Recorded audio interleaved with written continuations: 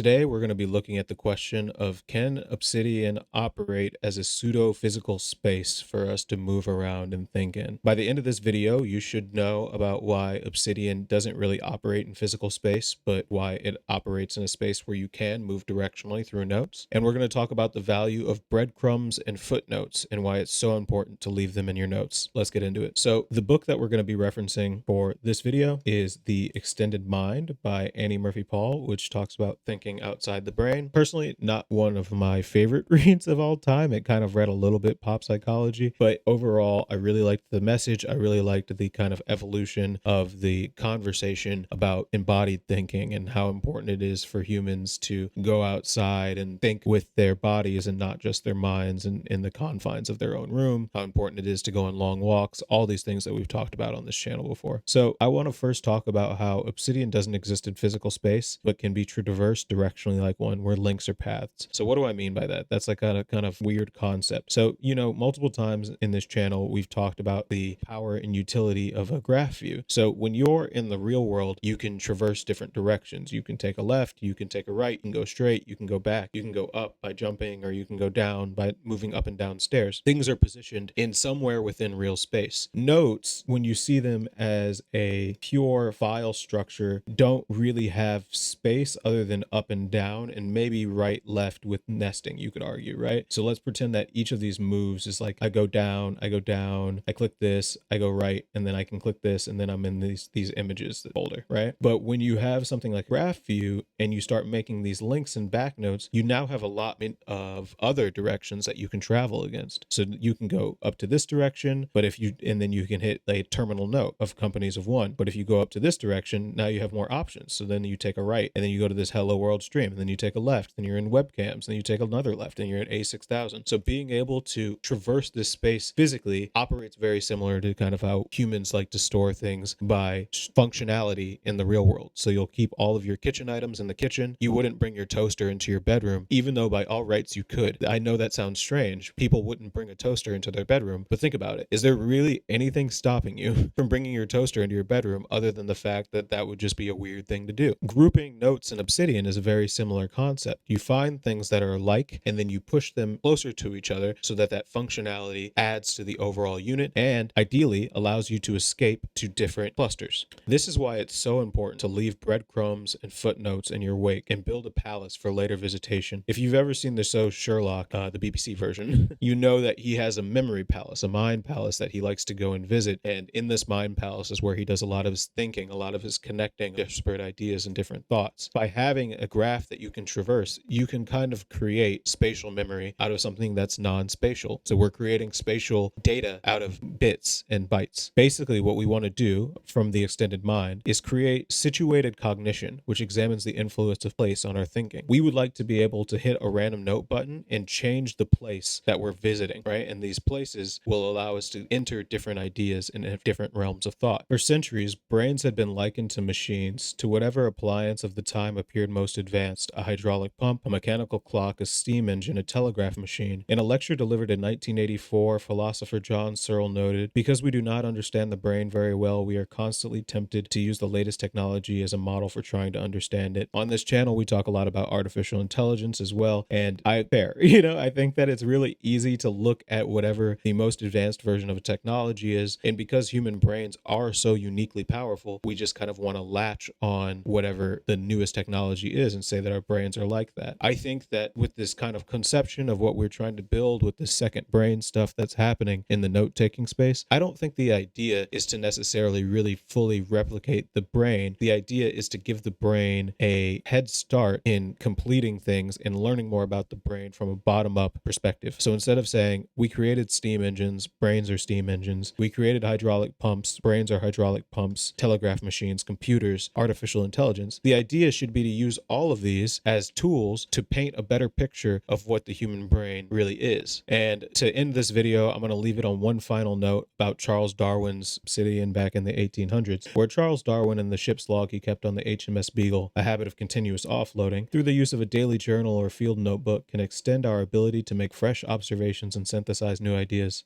And as we saw in the example of historian Robert Caro, offloading information into a space that's big enough for us to physically navigate, wall-outsized outlines, oversized sized concept maps, multiple monitor workstations, allows us to apply that material of our powers of spatial reasoning and spatial memory. This is really important. I think that this is basically the idea of the flexibility of using tools at your disposal, like whiteboards like I have in the back, or multiple monitors, or note-taking systems that have some kind of graph that you can kind of jump into, or functionality where you can very easily move in and out of it, because that gives you this ability to create spatial reasoning. And by creating spatial reasoning and spatial memory, you have a much higher chance of learning the concept that you want to learn, because it's going to be mapped to a very physical object. So in this video, we talked about how obsidian doesn't really exist in physical space, but it can be traversed directionally like one. We also talked about the importance of leaving breadcrumbs and footnotes in your wake for later visitation. A final note that I would leave on this is that just go ahead and whenever you make a new note, just like make a link, right? It's simple as that. And when you make a link, you can go into your local graph, which should be here somewhere. Oh, here we go. And you can jump into your links and backlinks, and then use these links and backlinks to start forming this spatial matrix of different ideas and notes. So that's the video. Thank you for watching. I've been me, you've been you. Have a great day, and I'll talk to you later. Bye.